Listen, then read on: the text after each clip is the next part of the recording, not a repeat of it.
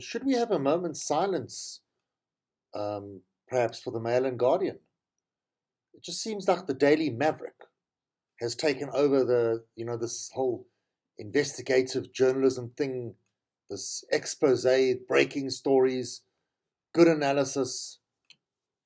It seems like they've got all these top journalists on board.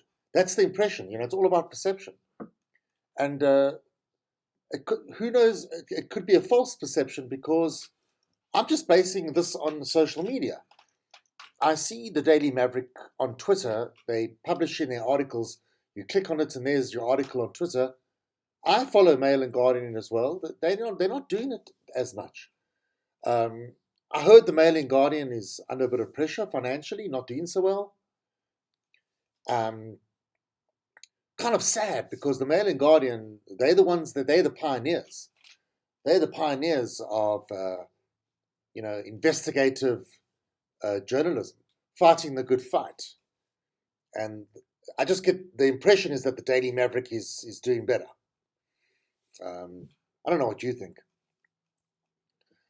Just do yourself a favor and check out the Daily Maverick. They got just today two stories, more in-depth analysis of digital vibes. And oh no, even if you don't read the whole article, because it can be a bit overwhelming, because it's a bit repetitive. It's a repetitive cycle of all this money.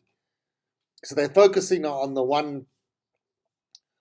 boss, they call her the boss, Tahira Matar. Whether she was the CEO or the manager of Digital Vibes, but it just goes on how she spent money from Digital Vibes. 170,000 Rand on Gucci and other luxury brands. 193 Rand on Smeg kitchen appliances. Oh, well, Smeg is the top, eh? Yeah, Smeg. 570,000 Rand for home renovations. 200,000 Rand for a trip to Turkey. Yo, look at that 150 million Rand needed to go somewhere, I suppose. And what's happening with the former health minister, Dr. Zweli Mkhize? He has Jacob Zuma taken him under his wing and he's guided him. Listen here. Hey, absolutely. This is how you avoid justice. This is how you duck and dive. Ooh, let me give you the special. And he smears some special slippery ointment, some schmeerwigler. My father used to call it schmeerwigler. It's like a Yiddish slang word. Let me smear this on you. This will get you nice and slippery. Ah, there you go. Just cover your backside as well. Let's get in. Let's get in. Yes. Zweli, don't worry. I'm not attracted to you. This is to help you. I'm your consultant. And the stuff just stays on. But funnily enough, I haven't. When you see Jacob Zuma, there's no shine on him. There's no, It's obviously this is good stuff. It's slippery without the gloss. We give the matte, the matte. What's it? The matte version. I just got a flashback. Oh my God, I'm old. Did you ever? You took your camera spool, to the chemist to develop your photos, and you would order matte or glossy. Remember that, eh? Mind you, matte and glossy. You could take your memory shtick. Take your memory shtick to the Kodak shop. Yeah, they also ask you matte or glossy. Even though today with technology, everything digital, it's still nice to hold a physical photo. You know what happens if you've got children at school? You often have to give a physical photo. Bring photos of your children. Bring photos of your family. It's tricky when you've got one child and just mother and father. How do you get a photo of three of you? Oh, okay, selfies.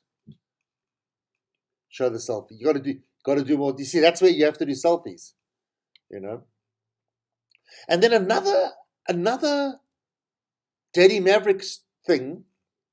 So Chief Justice Mogoeng, he's stepping down. He's going into retirement soon. They need to choose a new Chief Justice, and I just hope they just choose somebody who's not that religious, just someone who's focused on the law only.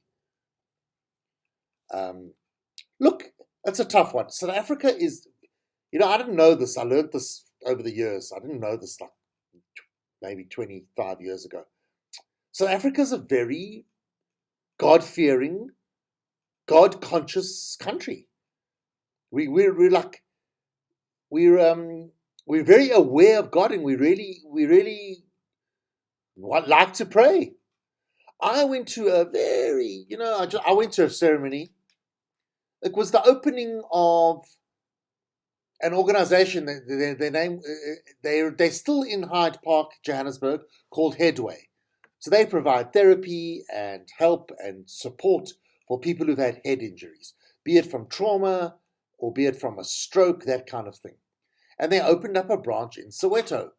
And I went with my manager to attend the opening of this branch.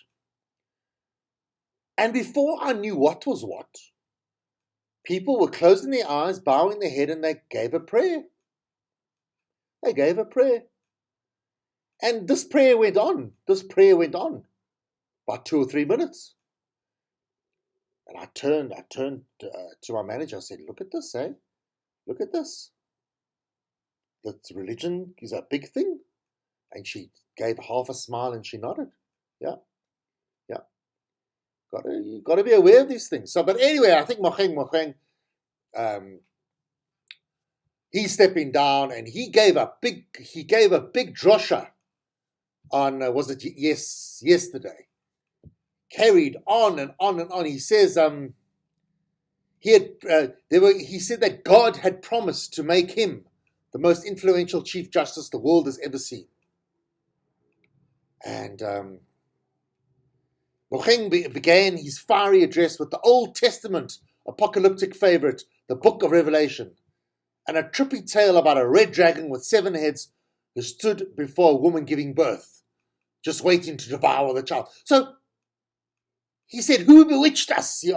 Look, to cut a long story short, this article, go to the Daily Maverick, read the whole article. But what the gist of it all is that Mokheng, our Chief Justice, he's like a priest, what's the other word? Priest. He regards himself as a religious figure. I don't think religion and the law should be so closely enmeshed. That's my feeling. And the thing is, when you're the Chief Justice, you need to be representing all South Africans. So Muslims, Jews, Hindus, everybody, atheists, agnostics, that kind of thing. Just don't get carried away. Heritage Day tomorrow. I don't know I don't know what to say about Heritage Day tomorrow. Are we looking at South African heritage? I noticed that what happens on this day, people who are their ancestors or their descendants or their relatives came from South Africa, came from other countries, and they revive that whole shtick. They dress up in Greek outfits, dress up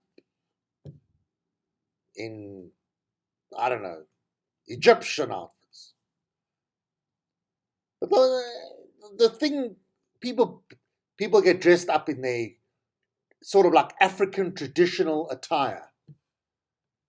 Could be the loincloth, could be the what do you call those outfits?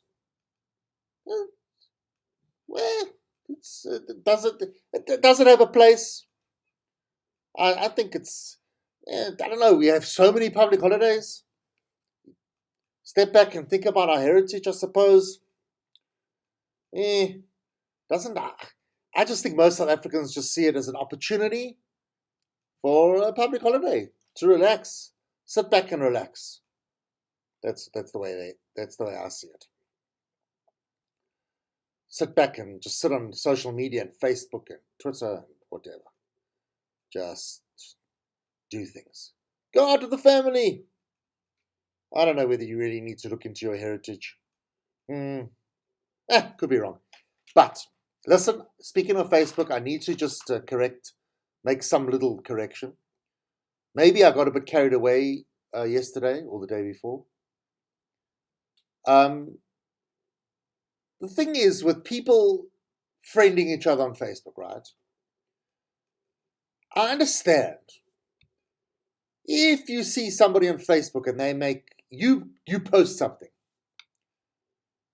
and they comment and you like their comment and you start a conversation. You click on that person, you look at their profile. Over time, you learn about this person. You know, every now and again you agree with each other, you have conversations. You learn about them. Where do they live? What do they do? Oh, they're married, they've got children, they've got a dog, they've got a cat. You know, you suss them out. And then maybe you start direct messaging, form a relationship. And maybe down the line you even physically meet. This is pre-COVID. That I can understand. That kind of makes sense. That's all right. But what I was alluding to the other day is I was just trying to increase my sort of fan base, in inverted commas, trying to get more listeners to this podcast. So I was sending friend requests left, right, and center. I was confirming, accepting friend requests coming towards me left, right, and center. I went a bit hectic. And I've been getting this flood of people who want to talk to me. A flood. And I mentioned all the different categories of people. All the different situations. Yesterday I had this man, I have to talk to you. I have to talk to you. He was like, he messaged me on some post. He tagged me on a post and he said, I have to talk to you. So I said, no, you don't. Thought I'll have a bit of fun. Back and forth 2 or 3 times. No, there's no reason. Eventually I go to, he wants me to message him directly.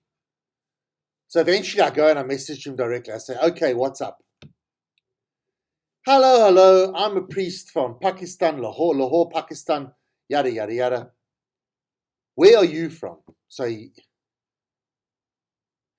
needs to tell me something, but he hasn't. He could have just clicked on my name, clicked on my profile, seen that I'm from Johannesburg, South Africa. He should know that I'm from Johannesburg, South Africa. Simple little thing. So he's asking me where I'm from. If you're too lazy, if you're too stupid, just to see that I'm from Johannesburg, South Africa, blocked him. Weirdos.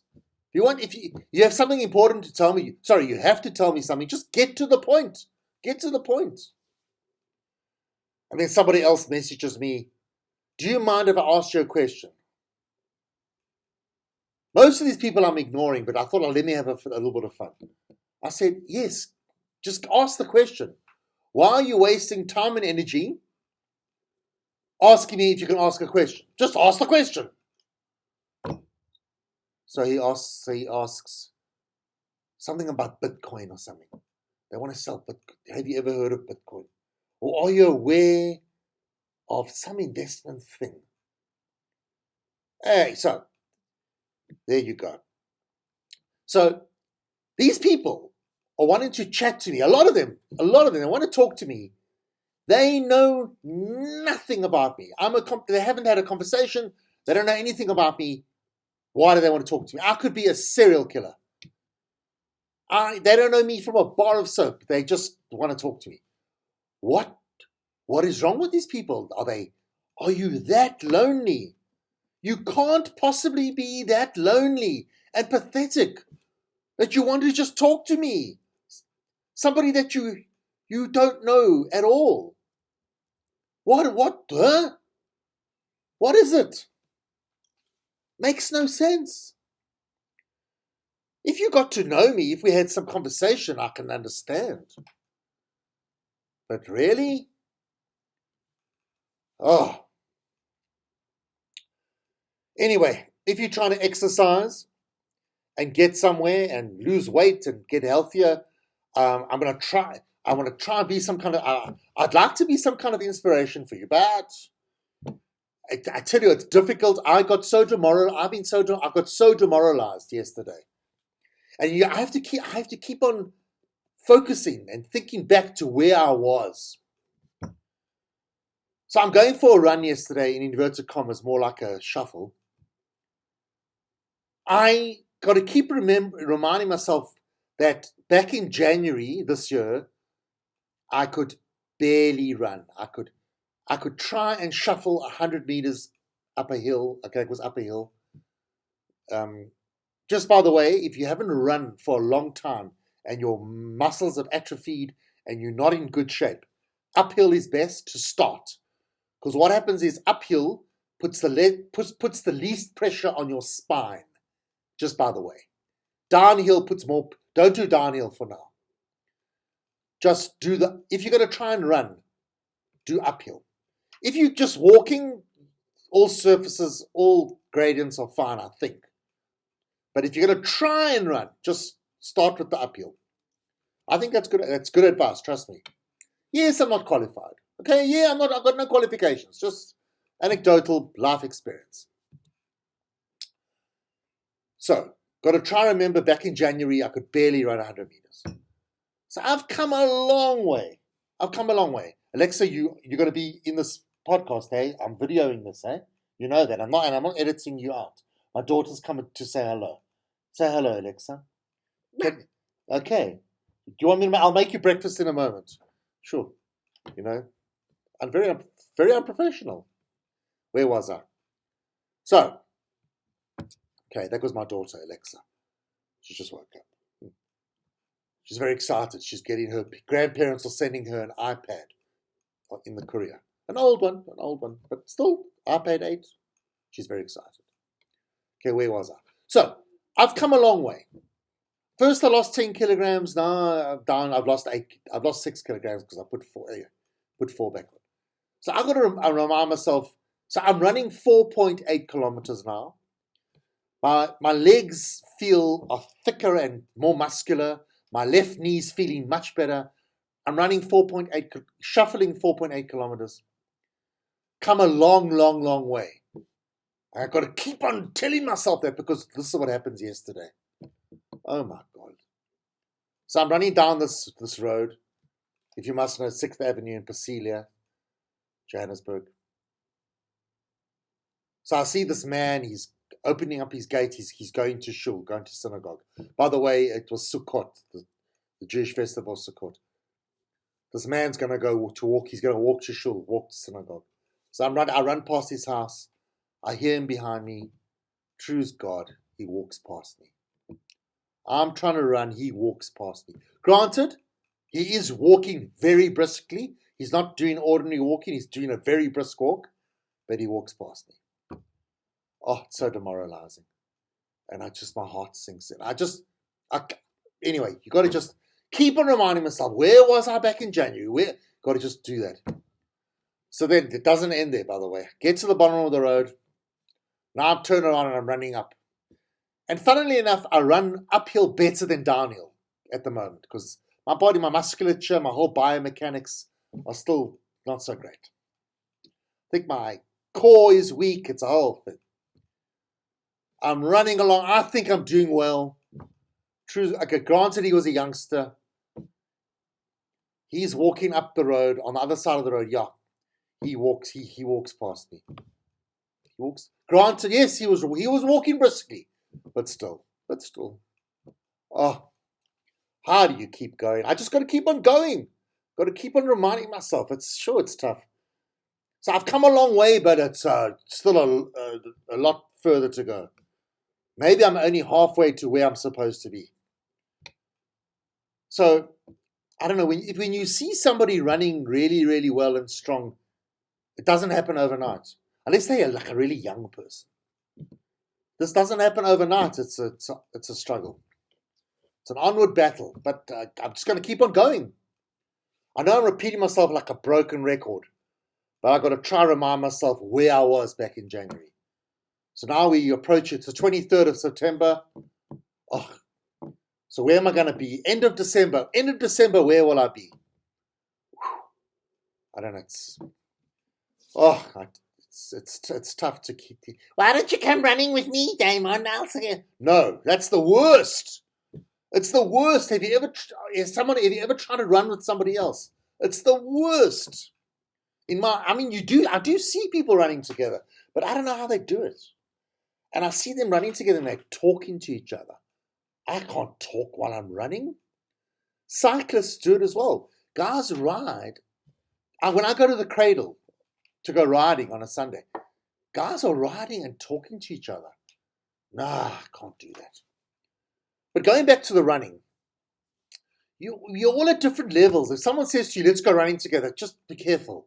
Because they might be a lot slower than you. They might be a lot faster than you. What are the chances are that they're at the same level as you? Just no ways.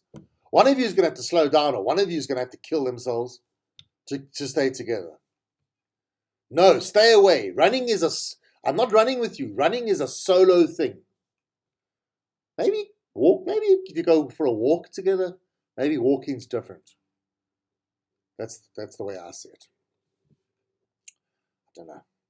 I'm all for unity. I'm all for togetherness, but there's just some things that you got to do by yourself. I see that this lobby group, AfriForum, they call themselves a lobby group.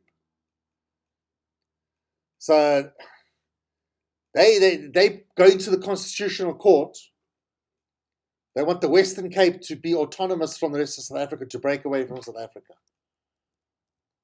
If you live in the Western Cape, do you know that AfriForum are speaking on your behalf? Now, does AfriForum represent everybody in the Western Cape? How does it work? Do AfriForum or their lawyers know that this is just futile and it's just really a publicity stunt, and it's a thing just to get in the news and to publicize and to show what AfriForum is all about? We think the government's cuck and we can run the country better. That's what they say. What's happened to the Rainbow Nation? What happened to unity? What happened to Ubuntu? One South Africa. What's all this nonsense? I don't know. I think we need to stick together. It's just not practical. It's not practical. Imagine you're going on holiday, and as you cross the Orange River, you cross into the Cape, and you need your passport. Nah, I don't know. Maybe we'll look into that into more details next time.